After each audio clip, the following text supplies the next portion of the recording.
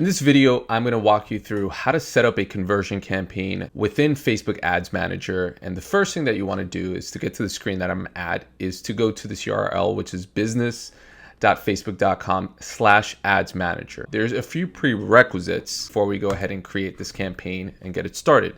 Number one, you should have already created your ad account, should already have created a pixel. You also need to have a payment method associated with your ad account, your Facebook profile and or your Instagram account also linked to that. So those are all prerequisites that we're not going to cover, but are super crucial that you have set up before you get to this stage.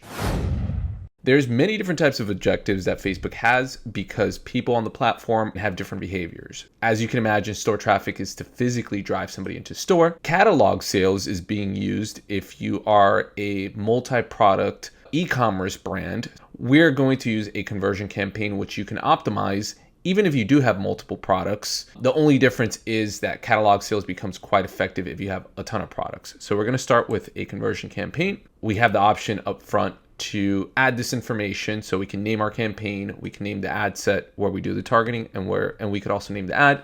I usually don't like to do this on this screen. It's just all preference. So I'm just going to hit continue, and then Facebook Ads Manager is going to pop up this screen where we now have the option to give our campaign a name, and I'm just going to say FY22 prospecting. This is actually one of the things that most people take for granted, which is having very descriptive and consistent file naming. This is important for the organization of your ad account. So as you have more campaigns that are running, it just gets easier for you to manage these campaigns. Now, if you're not familiar with the general structure of the Ads Manager, there's basically 3 levels. Number one is the campaign level, which is where we're at. And there's certain settings that are available at the campaign level that only live there. As an example, the objective type, which we just selected. We're going to go deep into the second level, which is the ad set level. This is where all of the targeting information lives and where the budget information lives. Super crucial and probably where we'll spend the most amount of time. Now, the third layer down, as you can see here, is going to be the ad level. This is where we actually create the creative that people are going to see, that your audiences are going to see within their feeds. So it's essential that you understand the structure because there's just certain things that you can do at the ad level, certain information and settings there that just don't live in the other levels. And we're going to go step by step. So we'll continue here at the campaign level. A special ad categories applies to certain types of vertical markets. And it actually tells you right here. So an example is if you're trying to advertise finance products or products related to housing or employment, there's laws in the United States and also probably in other markets that require there not to be bias when advertising for those services. So if you do have a service that does fall into one of these categories, you want to make sure that you're selecting this, and there actually will be some implications to the ability for you to target. There's certain targeting options that are not available for these special ad categories because the whole idea is that they don't want you to discriminate. And if you're targeting certain groups of people and excluding others, that is discrimination by nature. So if your campaign, it does fall under one of these, make sure that you are choosing this. Otherwise, there could be some negative consequences from getting your account potentially disabled or potentially even being banned from the platform. Okay, moving on. So the next thing we have here is campaign details, and it's asking you, what buying type do you want to use? So auction is the only option for this type of campaign. There's other type of campaigns that are called reach and frequency. Now that typically reach and frequency buying doesn't apply to performance marketing. That would apply more to brand advertising. So if you were a big brand like a Tide or a Mr. Bleach or a Colgate, and your goal was to get as many people looking at your ads, you might want to use reach and frequency buying because you can control the amount of impressions, the amount of frequency that someone will see the ad. And they have all kind of like in-depth stats to understand what is that optimal amount for those big brands. But that's not what we're going to do, so we're just going to leave it at auction. Now, we already chose a conversion campaign, so we don't have to change anything there. I would highly recommend, if you do have a limited budget for your campaign, for you to add that information in here. So your campaign spending limit could be $500 or $5,000, whatever that ends up being. And what's going to happen is basically once you reach that limit, Facebook will stop the campaign from delivering, regardless of how much money you put at the ad set level. So That is a very good safeguard to have. We're not going to create an A/B test off of this, but this is an option that you do have and something that you do want to experiment with in the future. The next thing that is very important is campaign budget optimization. Now, a couple of years ago, this did not exist. And what would have to happen is that if you created multiple audiences, so at the ad set level here, if you had multiple audiences here, you had to individually tell Facebook how much money you wanted to allocate per each audience. And what sucked about that was that if there was one audience that was doing very well, and if you didn't go in there and manually move money from the other campaigns to that campaign, well, then you were just missing opportunity. Now, what campaign budget optimization does when you turn it on, it allows Facebook to move money in real time from one audience to another, depending on which one is driving better results for the overall campaign objective. So this dynamically optimizes your campaigns in real time. Highly recommended. Now, there are some situations where you might not want to use this, but for the most part, I would say 9 out of 10 performance marketers want to have this turned on, especially if you have multiple audiences within your campaign, which this campaign we will plan to have. Moving on, the next thing you will see here is your campaign budget. Now, you have the option to do daily and lifetime budget. Personally, I have seen better results using lifetime budget. And the idea here is that if one day the auction is very competitive and Facebook doesn't feel that it can get you the best results for your money, it has the option then to not spend as much money that day and then use that money and offset it on other days where it thinks it can get you the best result, the best return for your dollars. So you give the algorithm more flexibility when you say, hey, here's $5,000 to use, throughout, or 500, whatever your budget is, throughout the next 30 days, versus if you force it to spend a daily budget of, say, $50 a day or $100 a day. So the idea here is whenever possible, you want to give the algorithm the option to use the data signals it's getting from the platform in real time and make that decision for you. Lifetime budget, it's going to help you do that. The next thing we're going to look at here is your campaign bid strategy. Now, by default, you're going to have the lowest cost bid strategy. And what that means is basically Facebook is going to try to get you as many conversions as possible within your budget. For most people, I'm going to tell you this is where you want to start. Now, over time, as you get more sophisticated with your advertising on Facebook, there are situations that will make you want to transition out of lowest cost and experiment with something else like cost cap or bid cap. Now, the cool thing about cost cap is you can basically come in here and tell Facebook, hey, there's a certain amount of money that I'm willing to pay for a conversion. So that could be, $50, that could be $10, that could be $25, $100. And what Facebook will try to do is get you the most amount of conversions within that price range. Now, the difference between cost cap and bid cap is that cost cap is an average. So you could say throughout the lifetime of my campaign, as long as I get about a $25 cost per action, I'm happy. So that means some of your CPAs, some of your conversions might be a little higher, some of them might be a little cheaper, but by the end of the campaign, I'll average out. Bid cap, on the other hand, you're saying to Facebook, if it's over $25, if it's $25.01, I don't want to bid for it. I just want to go $25 and under. So it has less flexibility. But again, for most of you watching this video, you're not going to start there. Those are more sophisticated strategies that you'll get into when you're getting a ton of results and you want to switch from volume to more of a focus in cost effectiveness. So we're going to put it back to lowest cost. And I'm going to say continue. And then the last thing you're going to see here is ad scheduling.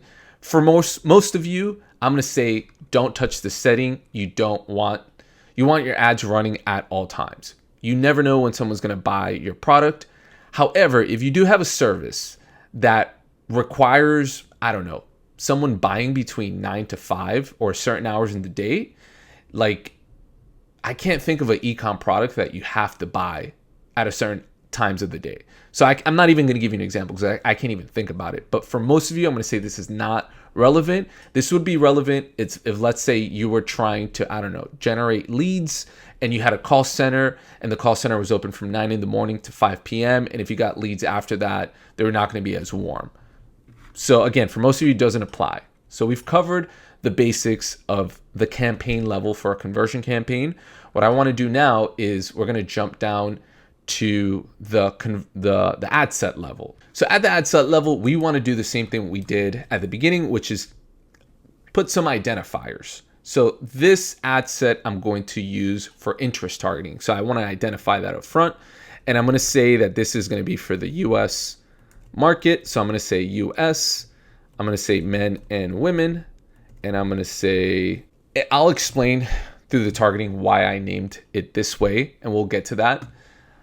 Less important right now. What is more important is conversion. So there's many places that we can actually have Facebook, Instagram, and whatever other family of apps that Facebook owns, you can optimize for. Now, most of you watching this video are probably selling a product through an e-comm website, and you're looking to have the conversion point on the website, that being a purchase. But you can also drive conversions through apps. If you have an app and someone can also buy through your website, you have the ability to tell Facebook to connect the app and tell Facebook, hey, you can push them to the website or the app. You can get somebody to convert through Messenger, through WhatsApp. So we have a lot of different options. But for the default, and for most people watching, it's going to be through a website. So we're just going to leave it to a website. But just understand that you do have these options. Now, at the top of the video, I mentioned that it's essential for you to have a pixel already created and tagged on your e-comm website, which is a whole nother process. If you're watching this so far, I'm assuming you've already done so, or you will do so at some point. So I have 2 pixels here. I'm going to go ahead and select one of them. Once you select the pixel, what Facebook's going to ask you, it's going to say what's the conversion event. So when you set up your Facebook pixel, you had the ability to tag what's called standard events. So somebody that went to a product page, you can tag that with a content view. Someone that went and added to cart, you can tag that action as well. Someone that initiated checkout, you can tag all these actions. And in fact, I want to give you a quick example of what that looks like so that you could see the actual conversion point that I'm referring to. So I will open up Market Hustle Digital, which is a little website that I have on the side. And I have my Facebook pixel helper here that allows me to see what is being tagged on the website from Facebook. So if I go to a product page, you will see that there is a view content right here. If I add to cart, that data is being sent to Facebook. The add to cart data is being sent to Facebook. Now, for 99% of the people watching this video, the conversion event you want to optimize for is going to be the end purchase. So let's see if we can find that. Okay, so I'm going to go to purchase. I'm going to click on that, and it's telling me your ad may not be optimized for conversions because we haven't received any activity. So this website doesn't have a ton of activity. I don't really promote it.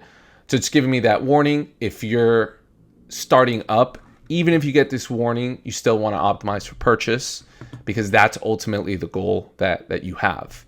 Now, once you select that, the next thing that we're going to do is we're going to go down to budget and scheduling. Dynamic creative is something we don't want to get into in this video. This basically just allows you to create one ad with multiple headlines, call to actions. Very important you test into it down the line, but just something that we're not going to get into for the purposes of this video. So we'll shift down to budget and schedule. So here's where you want to tell Facebook how many, what dates you want to run this campaign for. Is it going to be a week, a month, 30 days?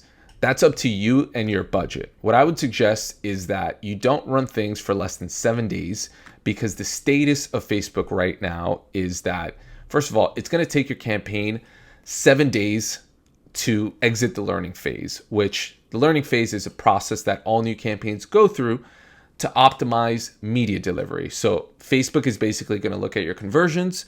It's hoping that you get at least 50, and then it's going to use that information to then scale the targeting to find the right audience within your audience pool.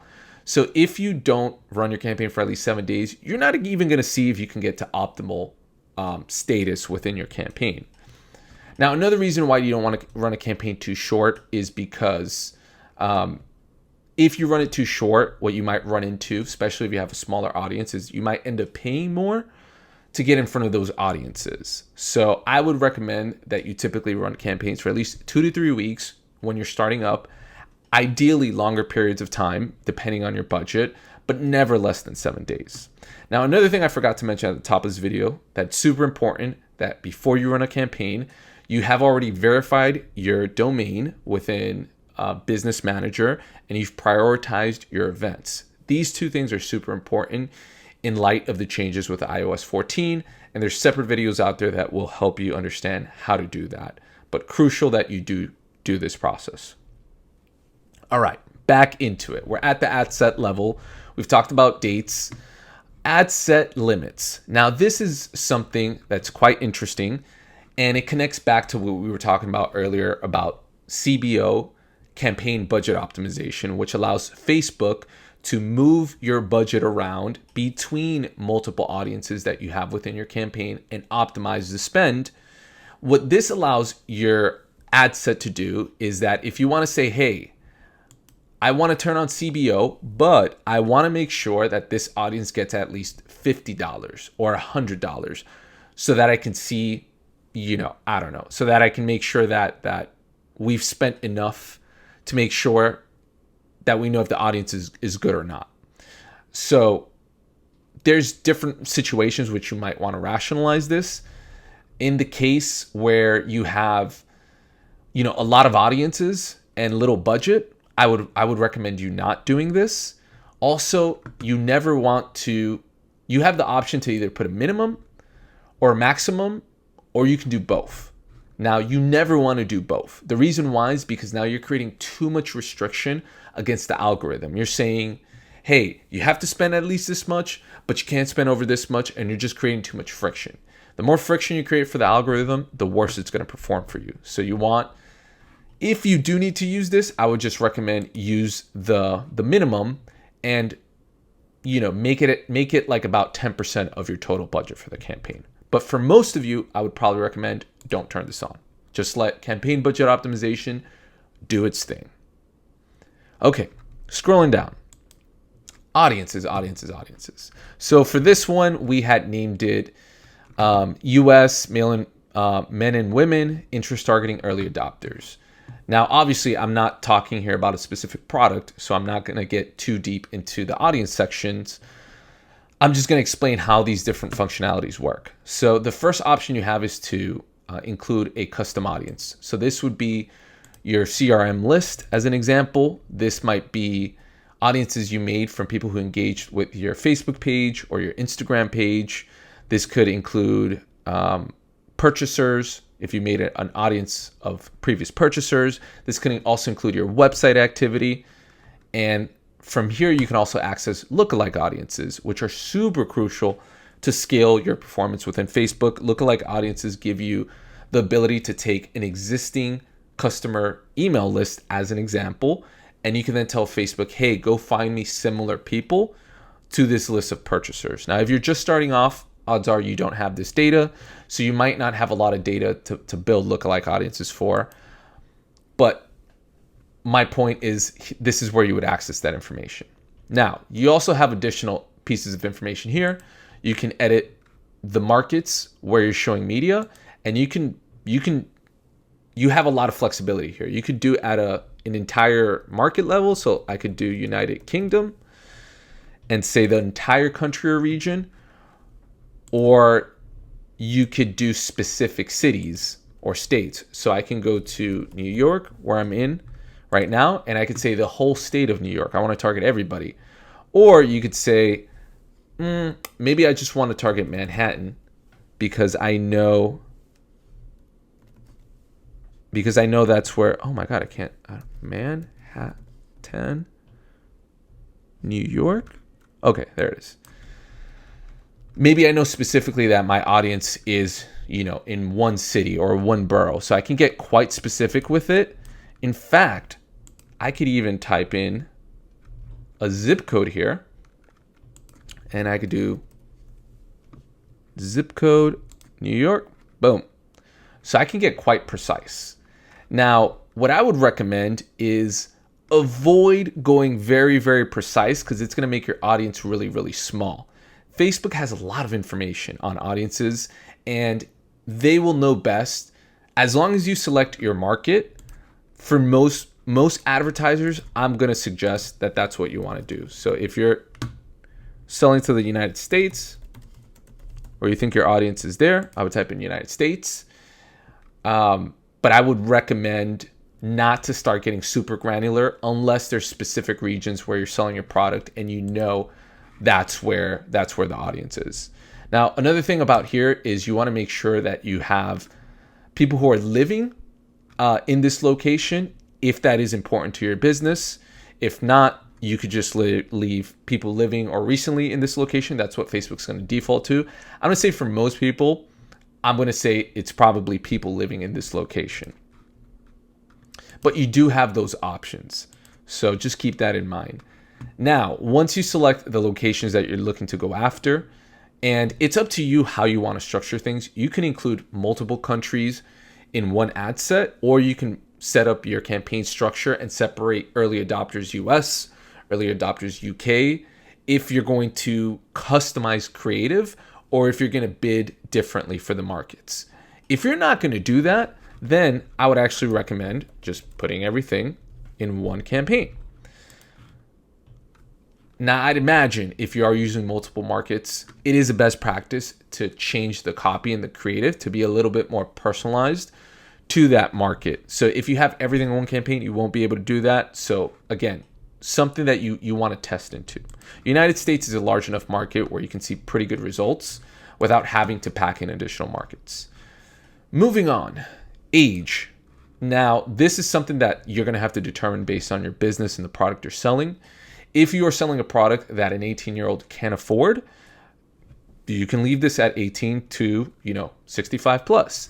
If you're selling a product that requires a certain amount of purchasing power, maybe somebody has to make X amount of money a month, or it's something that's just more relevant to an older audience, this is where you can make that change. So again, I leave that for you to make that decision based on your business model and the services that you're selling. Detailed targeting is the next thing that we have, and this is really where you can do the interest targeting and the behavior targeting. Now, it is a best practice for you to test out interest campaigns and separately have lookalike audiences. So for this campaign, one thing that I will show you is early adopters. Now, this is an audience that is not coming up. Oh, there it is. Technology early adopters.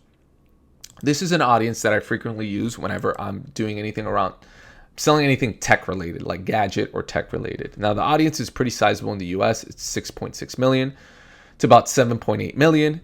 And if you're wondering what's an ideal audience size, it really depends. That's probably going to be the answer for most cases, but I'll give you a reference point.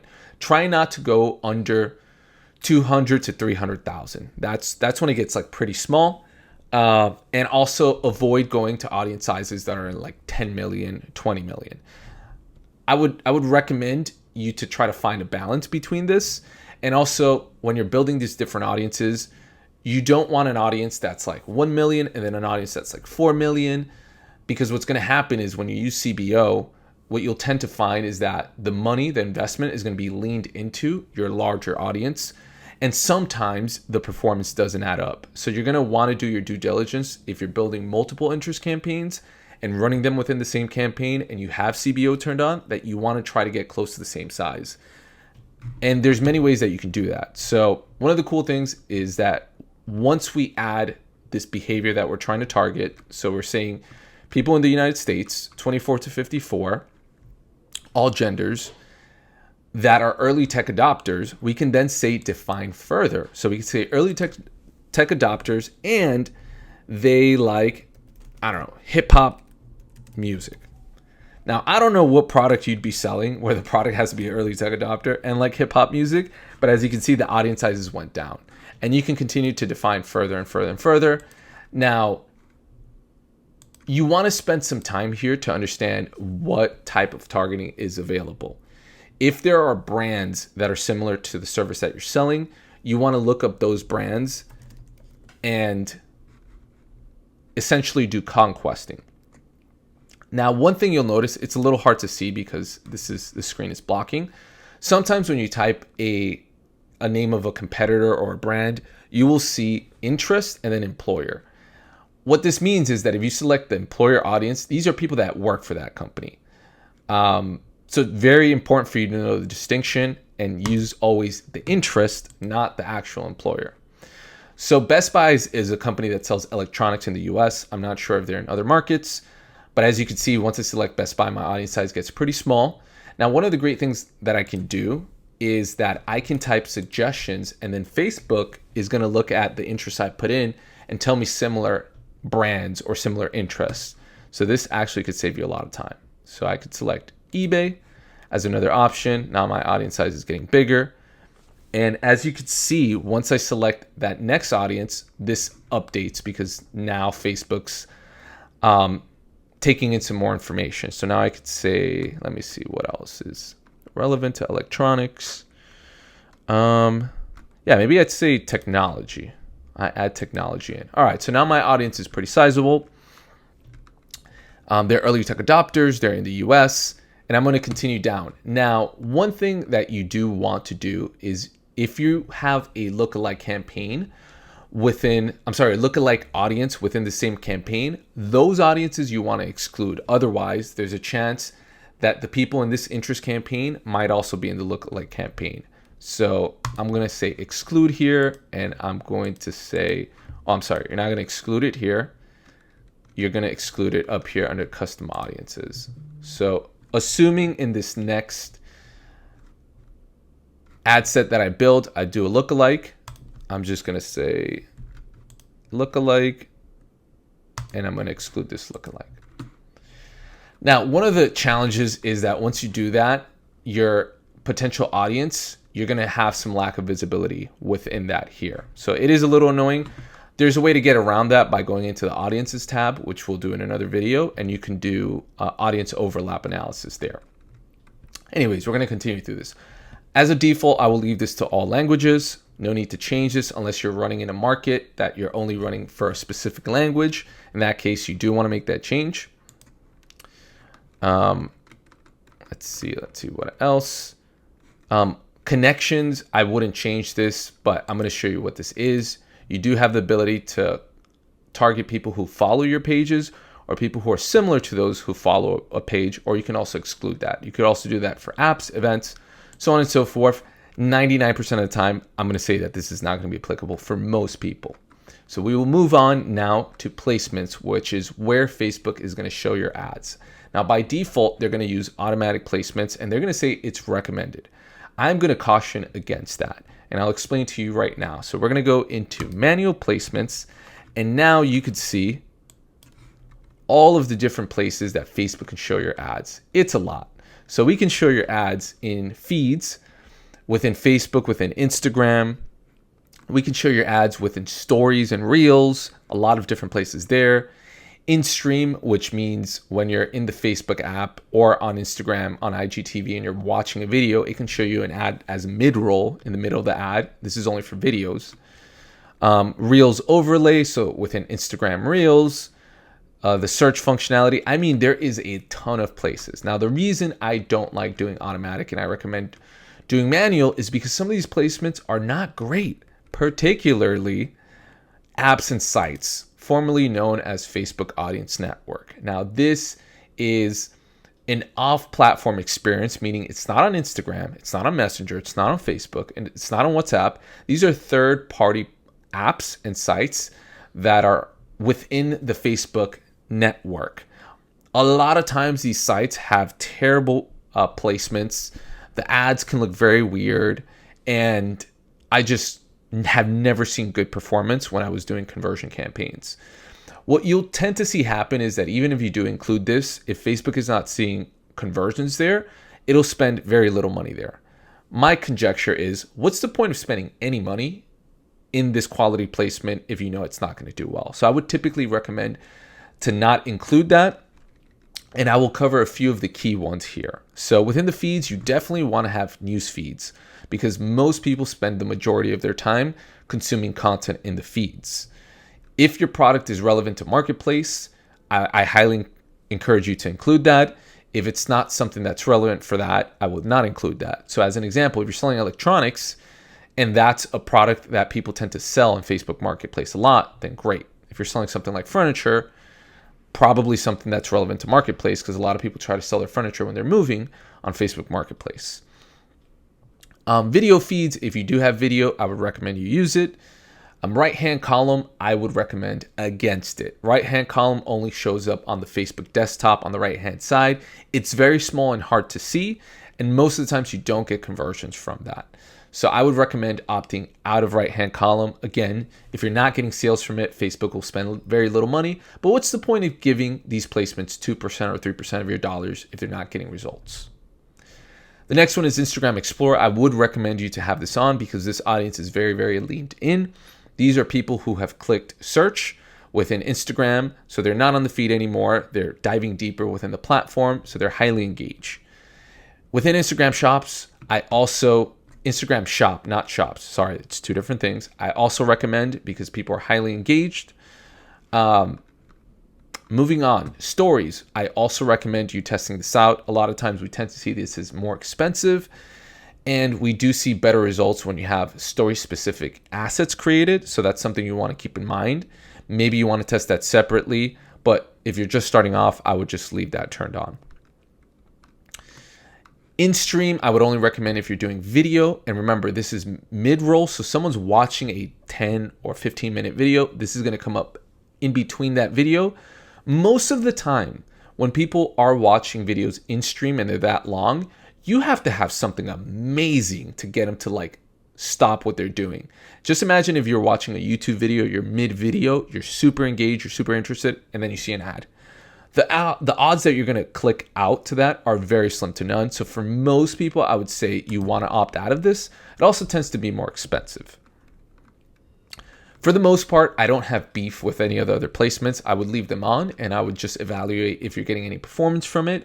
And if you're not, then you can come back later on and decide to opt out of it. But for now, I've shown you the key ones that I would recommend not using. Moving on. The next thing that we're going to talk through is optimization and delivery. Now, this is very important for your campaigns because just because you're optimizing for a conversion event doesn't mean you have to do that. There's other options you have. So you can optimize for landing page view, link clicks, and other things. Why you would do that beats me because the goal is to get conversions. So I would say to 99% of the people watching this, don't change this. Leave it to conversions. You want to optimize to people who are going to buy. There's some unique scenarios where you might want to change this, but again, for most of you watching, probably not relevant, so we will move on. Now, at the top of this video, we talked about the different types of bid strategies you can use. We left lowest cost on. Now, if you did decide to use cost cap or bid cap, here's where you would input what you were willing to pay for a conversion, what your cost per action estimate would be, whether that's $10, $25, $50, whatever that might be. It's grayed out here because we didn't select that, so we can't choose that. So we will move on. The next thing we're going to look at is attribution setting. This is very, very important because this actually impacts the way the algorithm will show your ads and optimizes. Now, the default is 7-day click or 1-day view, and I'll explain to you what that means. That means that most people that click on your ad will convert within 7 days of clicking your ad or within 1 day of seeing it within their feed. Now, I would say that most low ticket items or impulse purchases, so products under $100, think about like, an electronic of sorts, maybe like a charger, those things, people don't really have to like think too much about it. Well, the electronics, it depends how much it is. If you're trying to sell somebody a $500 electronic item, that's probably a longer purchase journey. But if you're selling something that's like, I don't know, if you're trying to get somebody to like buy a $15 product, they don't have to think about it too much. Now, for most people, 7-day click, 1-day view will probably work. What I would recommend over time is for you to experiment with 1-day click. Because ideally you want people who see your ad, click on it, and then convert that same day. So just to start off, the 7-day click or 1-day view is fine. But over time, what I would recommend is for you to separately test the one-day click optimization to see if you can drive better quality audiences or better performance once you have more data against your pixel. Okay, impressions when you get charged, you cannot change this. You can't tell Facebook only charge me when I get a sale. It doesn't work that way. Even if you have cost control, if there's 1,000 or 10,000 people that saw your ads and nobody bought, you're still going to pay Facebook for that because that's valuable. So there you have it. We've covered everything essential at the ad set level. And now what we're going to do is I'm going to show you if you wanted to duplicate this audience, we can X out of here. By the way, there's multiple ways you can edit your audiences. You can do that in that view that we were just editing. But if I reviewed and published this, I can actually, well, never mind. We won't get into it, but you'll find out as you go. All right. So if now I want to make my other audience, all I have to do is I could do quickly duplicate. I could just give this a different name. So I could say lookalike, and I could say 1%. And then the only difference is I'm going to do here, all the settings are going to be the same. The only difference is I'm going to change the audience like I told you I would. And I'm going to come here, and this audience is currently being excluded because I just literally copied all the settings from the other campaign. But now I'm going to say include this audience. So that's who I want to target. And what I want to do is all of the interest information, I want to remove that because that's being targeted in that separate campaign. As you can see, we have manual placements. All the settings are exactly the same. So easy peasy, don't need to make any more changes there. All right, now what we're going to do is we're going to move down to the ad level. So we talked about the campaign settings, the targeting settings. Now your actual ad itself. Ooh, spicy. Okay, I don't know why this is saying error, blah, blah. Okay, first thing you want to do is give your ad a name. So I'm just going to say static, and then I'm going to say, I don't know, asset 1, headline 1. Again, file name convention is very important. It helps you long term. First thing Facebook's going to say is, who are you running these ads on behalf of? So I have a ton of pages that I'm connected to. For the purposes of this video, I'm just going to say Market and Hustle. So you can connect a Facebook page and also an Instagram account. In the case that you don't have an Instagram account, you can actually still run ads on Instagram. All that'll happen is that if someone clicks on the profile, they won't be able to go back to an Instagram page. So you can still run even without having an Instagram account, just so you know. Now, if you're working with any other brands, usually what will happen is you would want to turn on branded content. So if you have some kind of co-marketing partnership, and it'll say the name of your brand within the ad, and it'll say in partnership or something like that with the other brand. So that's usually nice if the brand's recognizable. So we will move on from that. As you can see, as we start to build the ad, you're going to get a preview here. So I'm going to say create ad. You can actually use an existing post that you posted organically. I would usually recommend not doing that because there's a lot more things you can customize if you create ads from back here. So I'm going to come here, and it's telling me dynamic formats and creative, which is something a little bit more advanced, and it requires you having access to a catalog, which I have a catalog synced because I'm selling products on a website and I have a catalog feed. This is something more advanced. We're just not going to get into in this video, and it's usually recommended when you have a website with a lot of products like 25, 50, 100, 1,000. So for most people, it's not going to be relevant. So I'm just going to say create ad. I'm going to uncheck dynamic formats, and it's asking me what type of ad would I like to use. So we could do single image or video. We could do carousel, and we could also do collections, which are a little nicer and prettier. Now, depending on the assets you have available, it's really going to dictate what you're going to use. I would recommend video. Video for prospecting tends to be one of the most effective ways of bringing in a cold audience that isn't familiar with your brand or product and trying to get them to buy. Now, regardless of the format that you use, what I would recommend for you is to have some kind of powerful offer, because again, the people that are seeing these ads aren't familiar with you. And so you have to give them some type of incentive, whether that's free shipping, whether that's 20% off, some sort of incentive for them to want to buy. And video just tends to be effective because you can communicate a lot within a video. So we could do single images, a video, carousel, or collection format, which is a little bit more immersive, and we would have to actually build that out. Purposes of this, I'm just going to stay on single image. And the cool thing also here is that you can actually see previews of how your ad is going to look on the mobile feed, and the other placements that you're utilizing as well. So you could see the desktop feed. Also, you could see the Instagram feed. And there's going to be some differences of how these ads show up on the different feeds. So very important that you're actually looking at all these. Now, again, I mentioned I'm not going to be using my feed, so I'm going to remove that. And the first thing you need to do here is just select add image or add video, depending on what asset that you're going to use. And it's going to be pretty straightforward. The wizard is going to be pretty self-explanatory. I don't have like any great ads here for myself, so I'm just going to pick whatever comes up. One of the things Facebook's going to do is if you're using multiple placements, it's going to tell you, hey, do you want us to show the ad the way it's the way you uploaded it, or do you want us to tweak it depending on where you're showing it? This is going to really depend on the context of the ad itself and how it looks, but just know that you have the functionality to make a lot of those changes here. Another neat thing is that Facebook will do is that it can also control the brightness dynamically based on the device a user is using to optimize performance. I'm going to say allow enhancements. For most of the times, it's going to actually help you see some better performance. So I'm going to turn that on. And then we have now our option to add primary text, which is going to show up on the top of that. So I'm going to say, hi, buy my product, get 500% off tacos delivered. I recognize this makes no sense, but I'm just adding this for the purposes of this video and just to give you that context.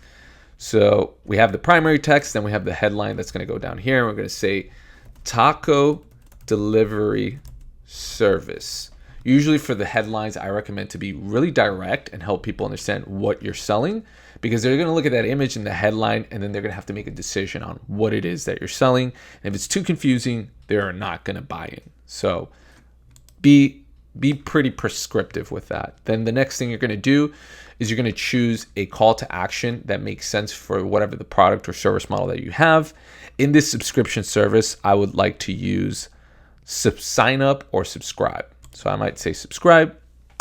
Description text is going to come up underneath the ad itself and on the bottom part right here. Also, this is not going to show up on Instagram. It's only going to show up on Facebook, on the mobile feed and the news feed. And I'm just going to say something like limited time offer, hurry and join, or I'm going to say join 100,000 happy customers. Yay, that gives people a lot of confidence when you have 120,000 customers that are using a product or a service. All right, the next thing you want to do is type in your website where you're going to take people, and I'm going to say besttacos.com. If you do have an Instagram shop or a Facebook shop and you have all that set up, you can also give Facebook the option to choose if they want to drive somebody to the website or the shop based on what they believe will drive ultimate performance. So if you do have a shop, turn this on. It'll let the machine do its thing. Fire up that monkey. Let it do its thing. Moving on. All right, display link. Display link, as you can see, it's showing up besttacos.com. If you have a display link, if you have a website URL which is like a lot longer, like subscribe, maybe it's a landing page, subscribe, offer 500%. If you have something crazy like this, you might not want that to actually show up within the actual ad itself. Or if you just want to use some other business name, not some other business name, but something more condensed that leads to your website, like, I don't know, tacos.com/sub. You can change that there. For most people, I'm going to say you probably don't want to use this and it's optional. So I'm just going to take it off. Call extension gives your ad the ability to have a phone number pop up and someone can actually call it. If you're driving someone to the website to buy, I'm going to say it's probably not relevant. Instant experience is what I had mentioned before, or maybe I didn't mention it before, but this is actually an experience that happens within the Facebook platform. You would have to build one of these out, but basically somebody can interact with your products there. I would say most of the people watching this want somebody to buy from the website, so I'm not going to get into that, but something that you should look at and experiment down the line. We're not doing an event, so Facebook event is not an optimization point that we want to use. Languages. Add languages allows Facebook to translate your ad to other languages. This is important if you're running one ad set but using multiple countries and they speak different languages. I would caution you that the translation might not always be 100%. So really do your due diligence here and determine whether it's worth creating separate ad sets for different markets and then personalizing the copy for that language. Moving down. Tracking, very important. Remember how I mentioned the essential of having domain verification set up? If you don't have domain verification set up, you can't prioritize the pixel events and you're going to have some issues with data measurement optimization long term. So I'm going to select markethustle.com and offline events isn't really relevant for this. But my pixel is actually already connected to this domain, so I don't have to do anything additional here. URL parameters is UTM tracking. So if you want to make sure that you know what channel and what campaign, what tactic, this is super essential, especially if you're using Google Analytics to take a look at campaign performance. So that is what you would want to add here. Okay, so at this point, we have taken a look at the campaign objective level. We have gone really deep into targeting. We have also gone into the ad level here. So within the last minute or so of this video, I want to give you some additional advanced tips that could help you out very long term. One thing we didn't talk about within our interest campaigns is, and I'm noticing it's not coming up here, which is very weird, but you should see it within your campaign somewhere within your ad set level, is something that says detailed targeting expansion.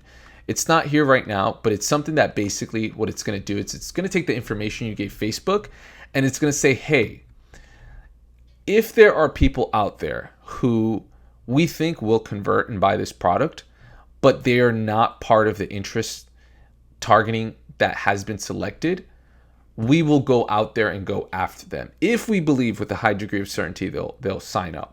So that's something you want to have checked on. Now, one suggestion I'll give you is when you're first starting off, test it, run the campaign without that option, and it should be in your ads manager. I'm not 100% sure what's not showing in my ads manager right now, but it should be in your ads manager around here. It should say a detailed targeting expansion or detailed interest targeting expansion, and you can just check that box on. It actually might be on by default for your campaign. Try testing a campaign without it on and then one with it on and see if there's a difference in performance so that you can validate that it's actually doing something for your business.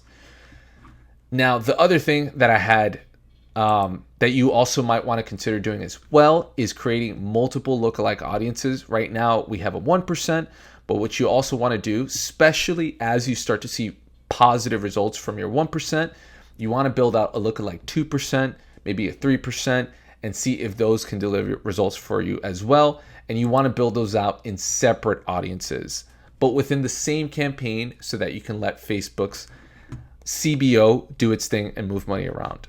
Anyways, once you are ready to publish your campaign and you've built everything out, all you have to do is click review and publish, which is the name of this series that I'm doing. And it's going to show you what you created, the ad sets, the ads, and then all you have to do is click publish. If you have enjoyed this video, make sure to subscribe and hit the like button, as I will be making more videos focused on performance marketing within Facebook advertising, Instagram advertising, and other platforms as well in the future. And till the next video, peace.